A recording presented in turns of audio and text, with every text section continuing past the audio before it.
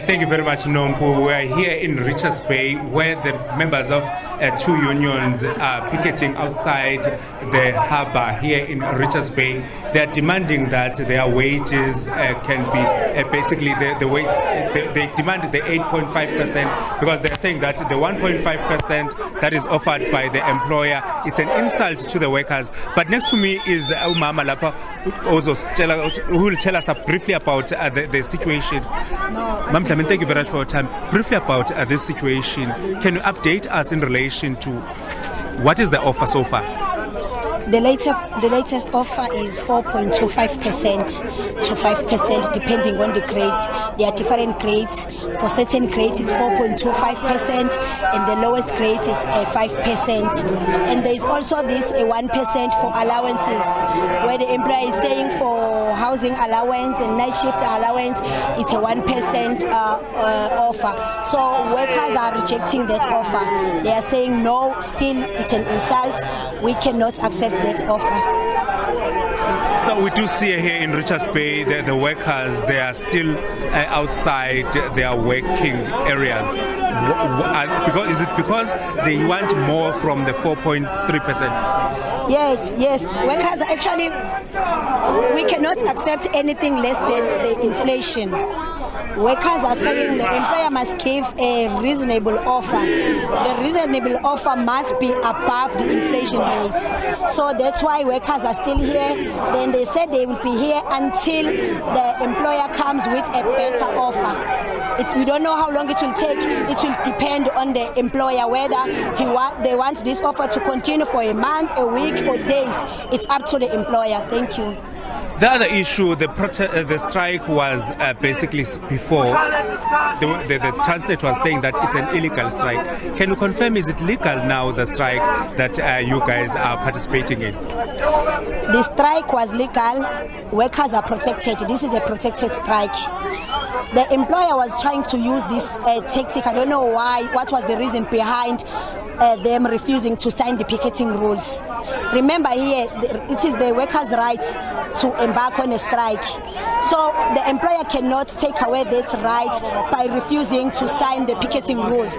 But fortunately, yesterday, they did sign the picketing rules.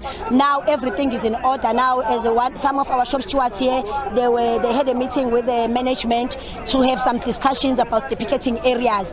But all in all, we are saying workers are protected. This issue of illegal strike was just, we don't know where it came from, because as SATAL, we will make sure that we follow all legal processes, so we know that no one will be will be told that after this strike maybe has done something wrong. Workers are protected, but the employer is the one who has delayed the negotiations, even refusing to sign the picketing rules, of which we don't know how is it going to assist the negotiations. But now everything is in order. We're waiting for the employer to come with a new offer, because the one that they gave us this morning, workers are rejecting it. Thank you very much, my first time. Thank you.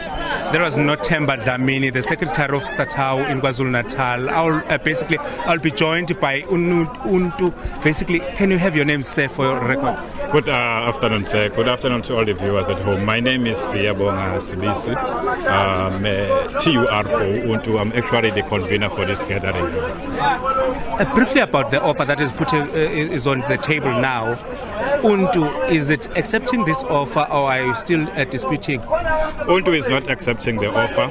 Actually, Transnet has revised their offer and they have issued us with a revised offer, which is on the table as we speak, which they are still negotiating, which is of 4.125%, and it differs according to our grades. So that offer only gives us 1% towards housing allowance Sunday time, which is unacceptable.